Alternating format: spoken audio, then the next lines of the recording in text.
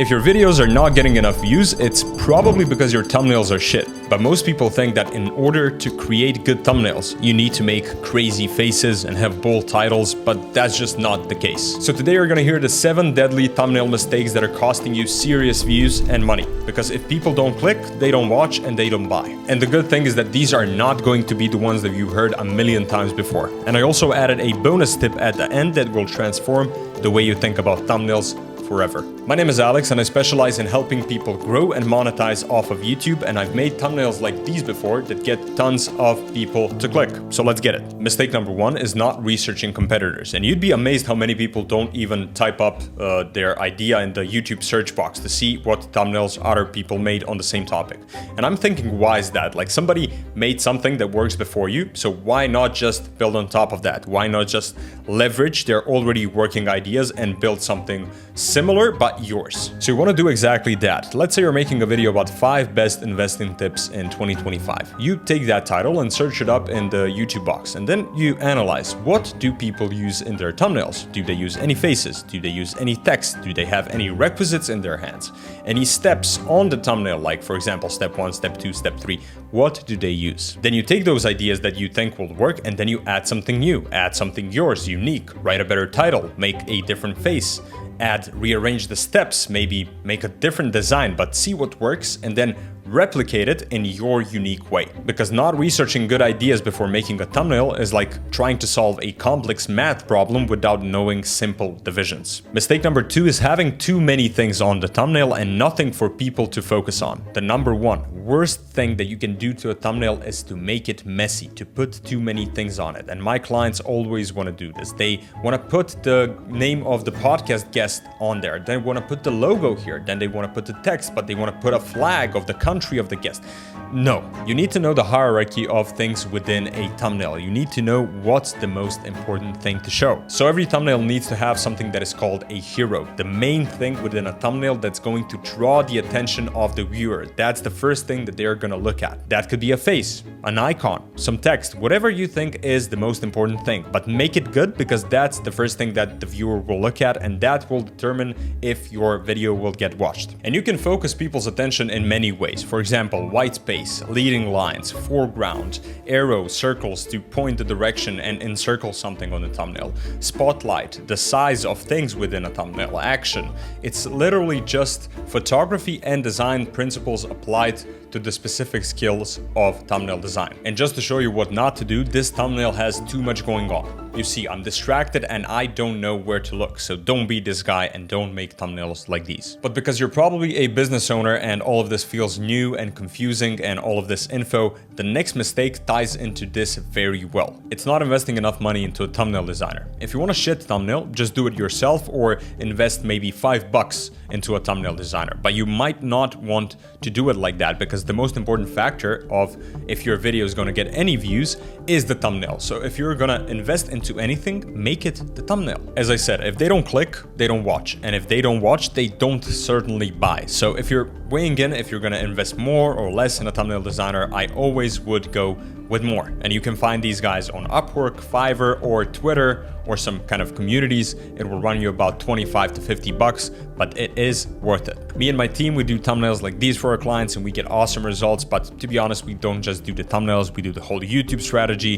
the video idea, the content packaging, the editing, the posting, the writing, everything to make sure we get you views. And then from those views, we get you clients that actually sign up. So if you're interested in something like that, you can book a free brainstorm session with me. Yeah, I'll come personally, meet you one-on-one, and then we can brainstorm some ideas and see if we can work together. So the link to book a call is in the description. On with the video. Mistake number 4 is the one that I never make, and it's not testing thumbnails. So YouTube rolled out this option in June 2024, I think, and I've been using it ever since. So it's literally basic A/B testing. YouTube lets you test 3 different thumbnails, and the one which performs the best based on CTR and average view duration and some more data will win and will be your official thumbnail. Now, I recommend changing and then testing thumbnails in just 2 basic ways. The first one is to have 3 different concepts, so 3 different ideas totally different thumbnail designs and then test them.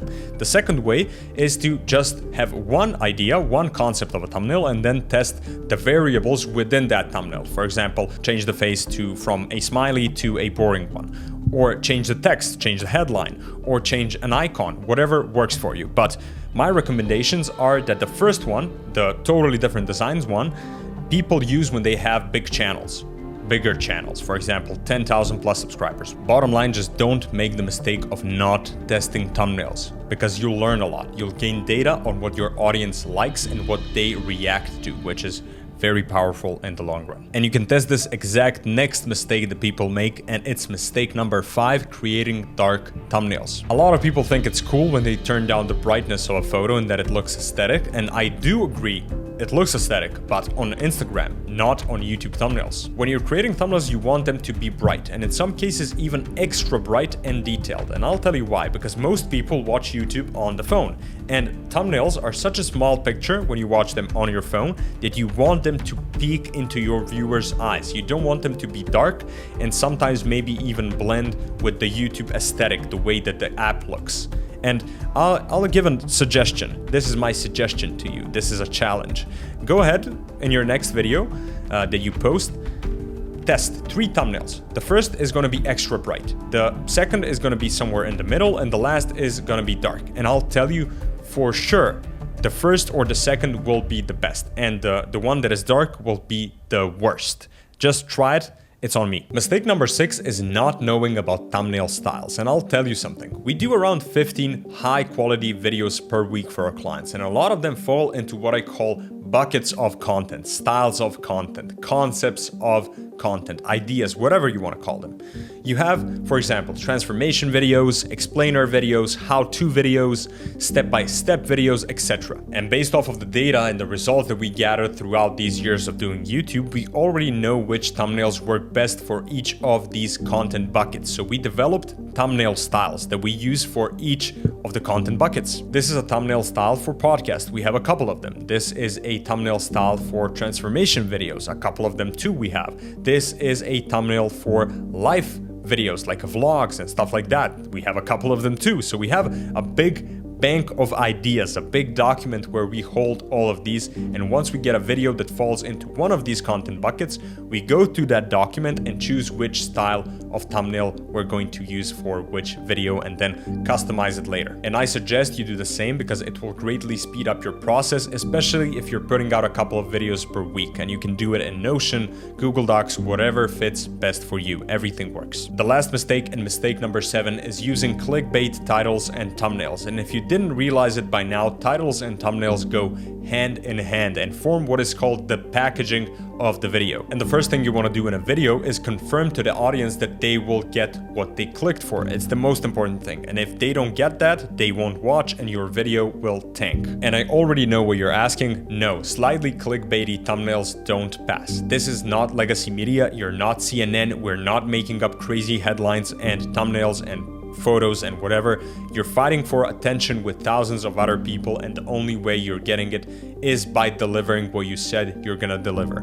People from YouTube are fucking brutal. They're not gonna give you their watch time if you don't deliver. Now make an honest thumbnail, and you wanna do exactly what I said. In the first 3 seconds of the video, confirm the title and the thumbnail by saying something like this. In this video, we're gonna go over 7 deadly thumbnail mistakes that people make. And yeah, it's easy, it's honest, and it shows to the people that they will actually get what they clicked for. Now don't leave, the video's not finished yet, because I have a bonus point for you on how to give your thumbnail that bit of extra sauce and separate yourself from others. If you don't watch this, you're gonna miss out. It's called cognitive dissonance, and it's the surest way to make thumbnails that get clicks. It's a term for when 2 beliefs in your mind conflict with each other. And when that happens, our brain wants to solve that confliction ASAP. For example, you got told your whole life that you need to sleep for 8 hours. It's the magical number. 8 hours is the standard. Then you enter YouTube one day and you see a thumbnail that says you don't need to sleep 8 hours. And then you're thinking in your brain, but the experts say you need, but you're already watching the video. You already wanted to solve that conflict so bad, your brain wanted it, that you didn't even realize that you clicked, and you're 20 minutes into a podcast. So whenever you're making a video, think about what is the mainstream belief around this topic that people have that they think is true, but it's not true and that I can debunk. And then use it in your own title and thumbnail to be totally different than everybody else and to get those clicks. It's exactly what I did in this video. Here's the thumbnail that you clicked on again in case you forgot it, but I use the same technique to get you to click and watch this video. Of course, you don't have to use this for every single piece of content that you create, but this is just one of the good tools. And to be quite honest, I do use this quite often for my clients that have a podcast because it works very well. So to summarize everything you learned so far, don't make thumbnails out of scratch, research your video topic and steal like an artist. Don't put too many things on the thumbnails. People are going to focus on one thing anyways. If you can, invest money in a thumbnail designer or make them yourself until a point where you can outsource them. Create 2 to 3 versions of thumbnails to test. Don't make your thumbnails dark, save the aesthetics for the Instagrams. Create a document full of thumbnail styles that you can use for certain types of videos you create. Don't use clickbait, it will backfire and your videos are not going to see any results. And whenever you can, use the bonus point that I gave you to get people to click. I hate call to actions as much as you do, but they are required. If you're a coach or an educator creating YouTube videos like this one or running a podcast and want me to help you get more people to your videos and then convert them to paying clients, actual paying clients, you can book a brainstorm session with me for free. I'll show up, literally, me, just me and you, one-on-one, for 30 minutes brainstorming, and I only do 3 of these per week, so make sure you book your spot. The link is in the description of this video. See you in the next one. Bye.